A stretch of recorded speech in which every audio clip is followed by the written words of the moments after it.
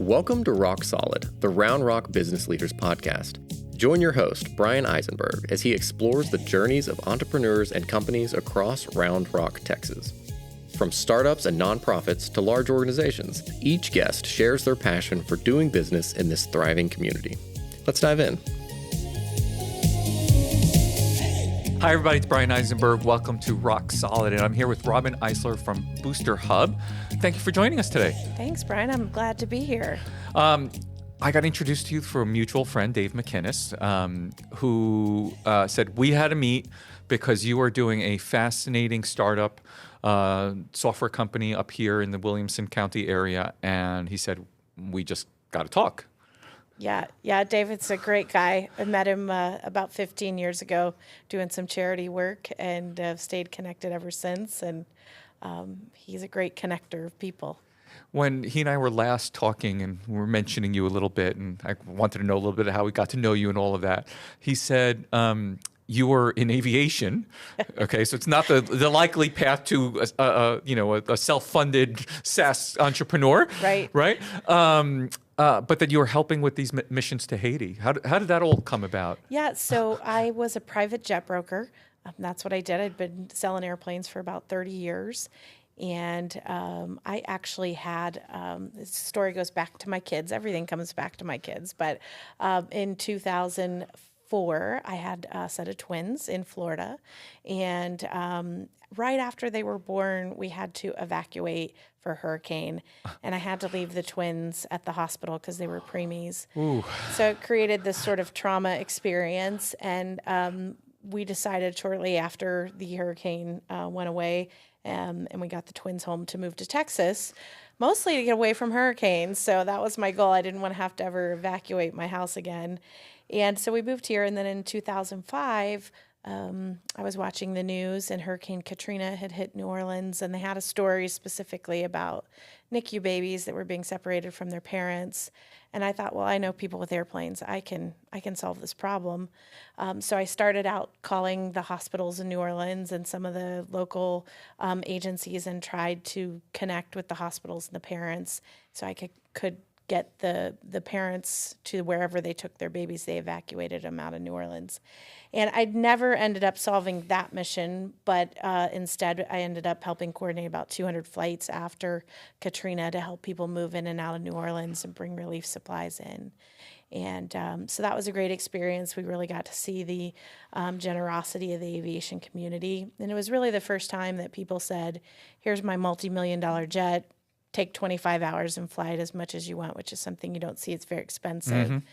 And then in 2010, when Haiti had the really terrible earthquake there, it was huge numbers, 50,000 people died, like major injuries. We had the same call to action. So a lot of people wanted to donate their airplanes to go down there and help out. And one of those people was Dave McInnes. So he called and said, I have an airplane and a pilot, and we're ready to head down and do as many missions as you can put us to work to. So we took food and supplies down and brought injured people back for treatment. That's unbelievable. Thank you for stepping up, because so many people just sit back. And, Bill would get very excited just hurricane because he was a former meteorologist. Right. So that part got him excited. I'm sure his ears just. I just told people I was really good with the iPhone. Like, I never flew any of the missions or went to any of the places, but I'm really good at coordinating people and getting processes moving and things like that. So this part about coordinating people and getting processes going, was that part of the inspiration for BoosterHub? Because that is what booster clubs have to do. So I think over the years, you end up volunteering and working in a lot of different roles. So I had volunteered for my kids' preschool. Again, it goes back to my kids. Mm-hmm. Working in some small nonprofits, and then I actually started a formal nonprofit with the charity relief flights, and so had been through that path of organizing a nonprofit. And then my kids got to high school, and I got volunteered voluntold to be part of the Booster Club. So we had 3 kids in 3 different sports. And then in 2017, I sold my aviation business, and a couple people at school found out that I had just sold my business and wasn't doing a whole lot of work. So they called and said, hey, would you be the president of the Booster Club? So now all of a sudden I was running the Booster Club. And, before you realize it, you're running a small business. These programs raise money, tens of thousands, sometimes hundreds of thousands of dollars. They're coordinating volunteers, basically like employees. They have to file tax returns and all of this. So towards the end of my term as the Booster Club president, I realized when I was going to turn it over to the next president that I had 18 different logins for 18 different software tools that I was using to run this one Booster Club. And I thought there's got to be a better way. So that's where the idea came from. Rock Solid is produced and recorded at Round Rock Studio. Located right here in Round Rock, our state-of-the-art studio is built for podcasters and creatives alike. We offer multiple professionally designed podcast sets, top-notch recording gear, and a full photography studio ready for any project. Whether you're launching a new podcast or upgrading your existing one, we can help with multi-camera recording, editing, and everything you need for success. Record with us at Round Rock Studio, your local podcasting partner. And so how does someone go from, aviation and sales to I'm going to be a SaaS entrepreneur and build it out of my home? And yeah, so it starts on Google, and I Googled what is a SaaS because I really didn't know what it meant, and software as a service. So I said, okay, I'll start there. And then I saw some other terms, UI, UX, front end, tech stack, all those things. So I started just Googling, and for about a month, I just did a lot of research and just got the idea of how you would build something. And then I went out and got some quotes, and they ranged from about $75,000 to $2 million to build the system. So that wasn't very helpful. Yeah. But then I was lucky and connected with a software developer who helped get us started. And then, each time we do something new, it kind of starts like that. We start at square one and figure it out. And now we're 4 years old and about 500 customers and 60,000 members across the United States. That's touching a lot of people from your own home. Yeah, from our own home. Yeah. So we have a team of 3 full-time people here in the U.S. and then a full-time team overseas that runs our development. And all of my kids work in the business. My husband works in the business, and we're really a local startup right here in Georgetown, but serve people across the United States. Now, we talked about this a little bit.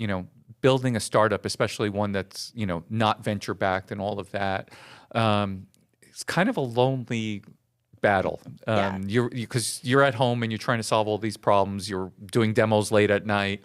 How do you cope with that difficulty, or do you, or is that one of your big struggles? So, the first year I think I was too busy to notice. I was sort of head down, and there were so many things coming at me. But by year 2, my background had been in a completely different industry. So I had no peers, no mentors, nobody to call and say, what's going on? Do you have any suggestions?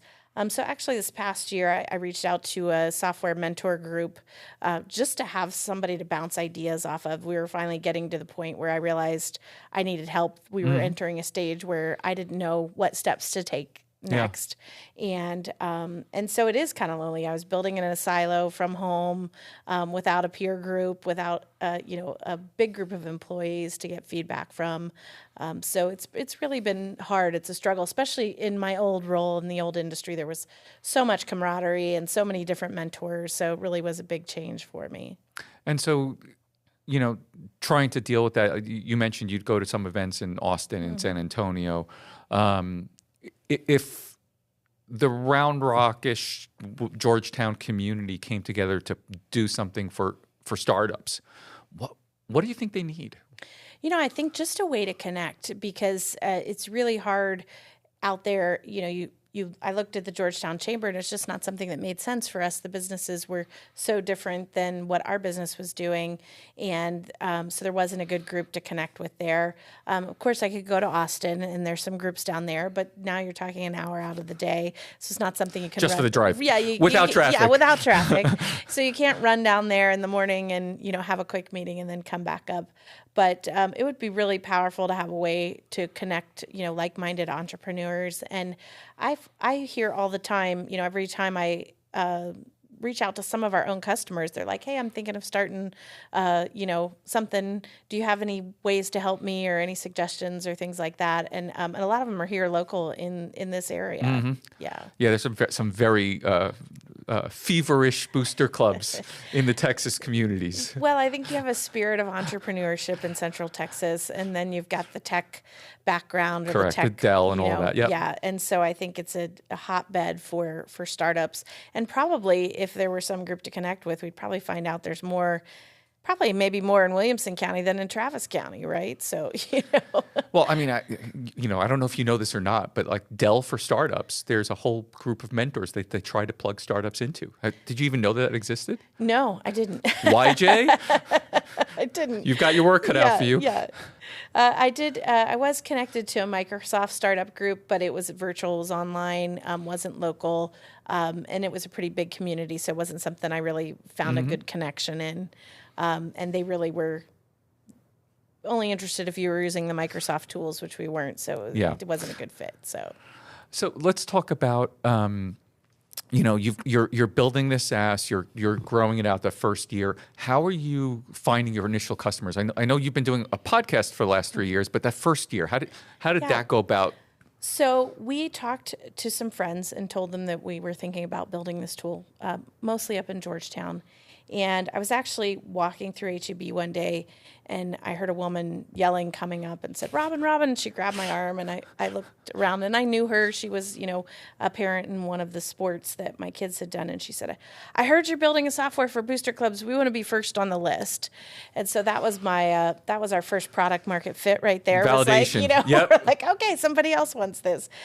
So we gathered about 15 booster clubs in the local area, all of whom we knew somebody in, and we asked them to be beta testers of the product. So that was really the first foundation of our customers. And then from there, we gathered emails for booster clubs around the United States. And actually, our first paying customer was not somebody we knew, so that was Always that nice. was promising. And in South Dakota, of all places, which I always laugh at. But that great local group of 15, all those clubs are still with us today, and that generated out, we're really big in Georgetown, in Round Rock. We've got programs at all the local schools, so that gave us a great Central Texas base, and then we kind of expanded out from there. Now, like I said, you've had this podcast for a couple of years, and you said something very interesting about, when you first started, it felt like you were just doing it for yourself, right?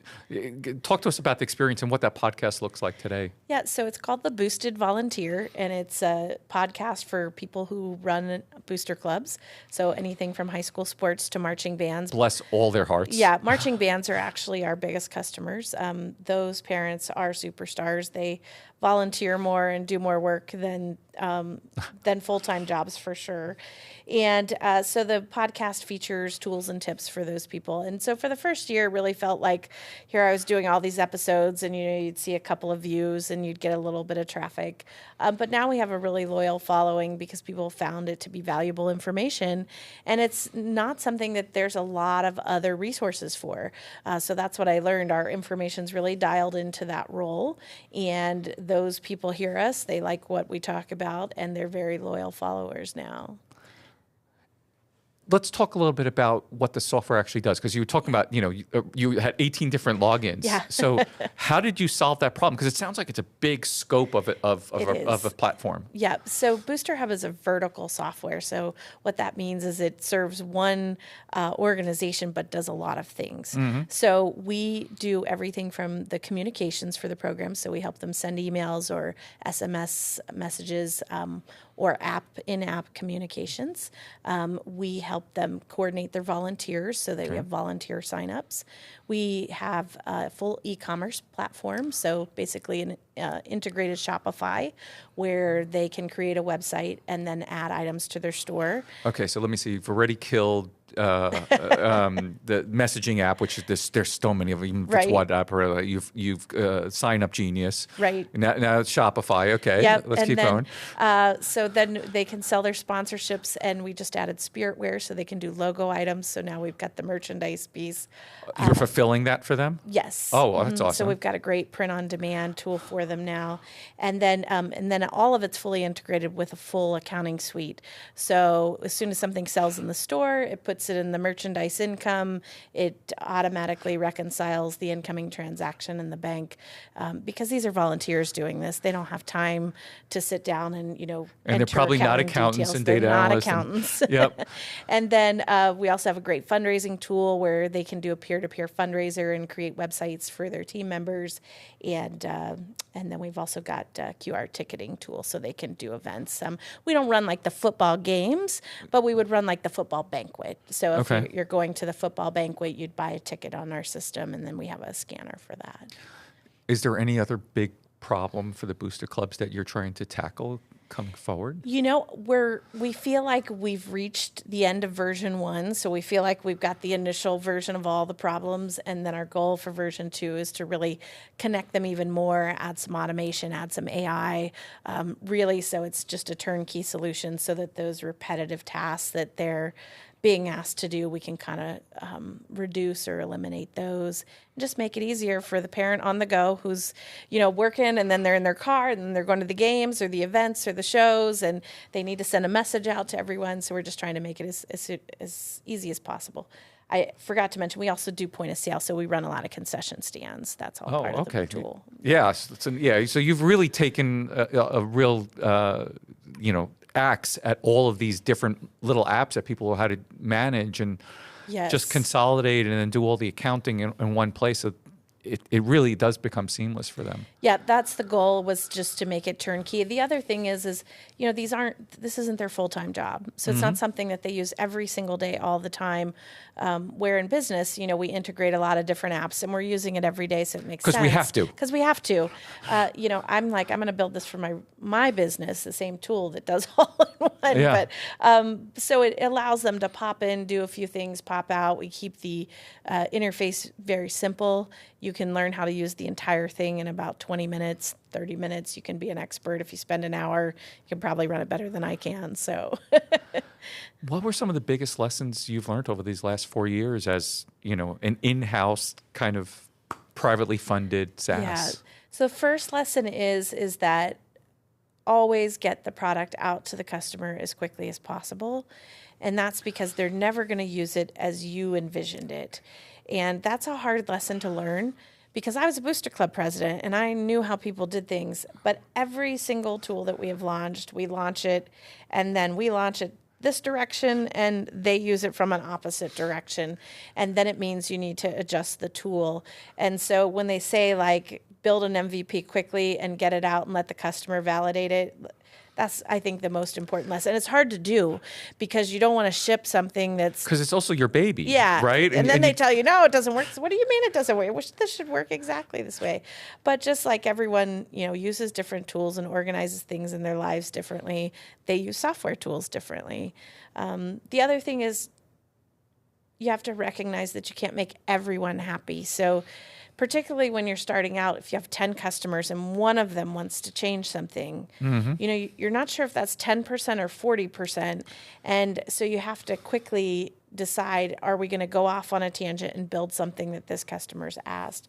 Now that we're bigger, we can see, okay, this is just a one-time request and we don't see this across multiple customers. But when you're starting out, you're not sure if that's a major directional shift for the company or if it's just a minor thing that one person wants. So how do you prioritize that now? Yeah, so now we actually have a great list. So if a customer requests something, it goes in a queue, and then if we get a second request, it bumps it to the top, and then generally by the third request, we look and say, okay, let's get this into production. So, and one of the things that we found early on, I was a sports team mom, so I knew sports teams. That's what the software was built for, but we kept getting a lot of requests and demos from marching bands, and marching bands do a lot more accounting. They need invoicing, they need payment systems where parents can make partial payments because band fees are expensive, Okay. or they go on big trips. And so we didn't have any of that. So right after year one, as we started to get more and more requests from these marching bands, we decided to pivot the tool towards the marching band space.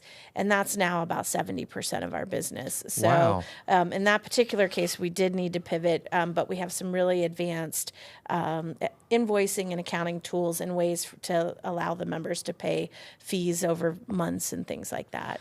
Okay, so I think this is a really important lesson to kind of look at, because you started off with, the Booster Club parent, and now you're really looking at a lot of this marching band. So they're related, but they're not the same audience. Yeah. How did you shift your conversations, your marketing to reach that audience effectively? Yeah, it's a different discussion. So the sports teams are more simple, and they need some simple communication tools and a basic website. The marching band is really much more accounting and financial focused, and so we have we had to adjust our marketing for each audience. So we have different marketing that goes out to the marching bands, that goes out to the sports teams. The product's the same, and they all have access to all the features, but they use it differently. What are you doing now at this stage of your career when you're getting ready to go to V2 to continue this growth? Like what's the growth strategy? You always feel like the growth should get easier, but sometimes I feel like it's harder You now. hit plateaus. You It's hit harder different now plateaus. than it was in the beginning. So right now we're really starting to look at the potential adding new segments to our audiences. So we've been very hyper-focused on the Booster Club space. But BoosterHub is really designed for any volunteer-led nonprofit, any small nonprofit that doesn't have a full-time staff. Our tool is an ideal product for, because it does all of that, all the basic needs that you have in an organization or a business. So we're starting to pivot a little bit. We're going to be looking at some small, like preschools, like Montessori schools. A lot of those are nonprofits and have the same needs that a Booster Club has. We're diving a little bit into the robotics club space, which is, they're effectively Booster Clubs. They just don't call themselves Booster Clubs. So other organizations that have the same profile and the same needs as Booster Clubs, we're starting to expand in that space over the next year. So, you've been in the Central Texas area for a while now. Obviously, that's where the roots for the business grew as well. Compared to Florida, what are some of the things that you just love about the community? Well, we've always loved the community because it's been a small town. I don't know if I should say that anymore, but we've been in Georgetown for 20 years. We've seen a lot of change, but we love that you can go down on the square and see your neighbor, and I love that. It still has a small town feel. It still has, although there's days I think it doesn't, but it's still got that small just town as long as feel. you're not driving on 35. Yeah, as long as you're not on 35. So we really love that. It's been a great business environment here in Central Texas. For both of our businesses, for the aviation business and the software business. And so we've really enjoyed the connections that we've made, in the business community as well. I don't get up to Georgetown as much as I do. I mean, for some of my wife's business, our client, we take care of some seniors up there. But what's one of your favorite places up there, the hidden gem that I should definitely check out? Oh my goodness. So one of my favorite new places is Camp Brightside, which is out on the west side of town. It's the owners of Mesquite Creek. They opened a place out there. It's kind of a fun environment where you can go play wiffle ball or table tennis, and then you can also get a great burger. You had me at wiffle ball. Cocktail. Yeah, they do, and so they have a lot of it's awesome. They have a lot of the sports teams from the high school come out and do their spirit nights out there. So it's a great hidden gem. It's one of my favorites. And then there's a terrific Thai restaurant on the Georgetown Square. I'm probably going to pronounce it wrong, but it's Yeway, and it's right across from the Golden Rule, and it's a little tiny place. If you blinked, you'd miss it. But I've traveled all over the world. I've never had Thai food as good as I've had there. Okay, that sounds definitely like a hidden gem. Yeah, definitely. If people want to learn more about you, or maybe they're at home also lonely as a startup founder and have some questions, and you've already started paving the way, how can they find you or get in touch with you? Yeah, the best way is you can find me at boosterhub.com. And then I'm also on LinkedIn is probably the best way to connect with me there. Awesome. Robin, thank you so much. Thanks for having me. I really appreciate it. And thanks for what you do for the community.